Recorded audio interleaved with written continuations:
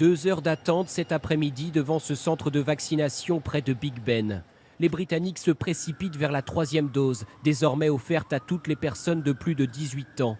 Mesure décrétée dans l'urgence par Boris Johnson face à ce qu'il décrit comme un raz-de-marée de variants Omicron.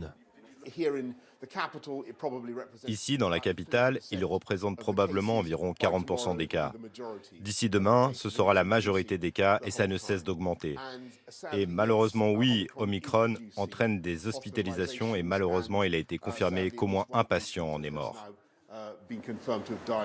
Objectif du gouvernement, 1 million d'injections par jour d'ici la fin de l'année, avec le renfort de l'armée. Les grands moyens, car de nouvelles études, bien que partielles, inquiètent.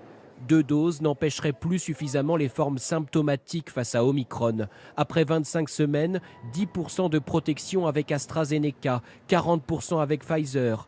Le rappel offrirait lui 70%, essentiellement Pfizer au Royaume-Uni. Les Britanniques doivent également composer avec le télétravail, redevenu la norme aujourd'hui, et un test quotidien pendant 7 jours pour les personnes cas contact, même double vaccinées, mesure inédite dans le pays.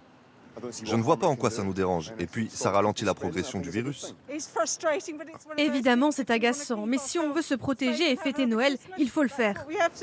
Selon une estimation citée par le ministre britannique de la Santé, le variant Omicron circulerait actuellement au rythme alarmant de 200 000 contaminations par jour dans le pays, un chiffre qui dépasserait tous les records jamais enregistrés au Royaume-Uni depuis le début de la pandémie.